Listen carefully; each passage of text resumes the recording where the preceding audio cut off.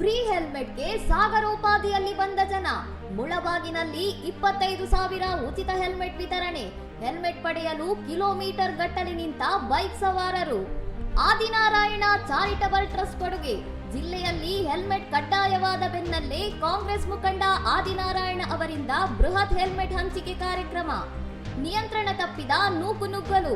Helmet ಪಡೆಯಲು ನಾ ಮುಂದು ತಾ ಮುಂದು ಎಂದು ಮುಗಿಬಿದ್ದ ಸವಾರರು.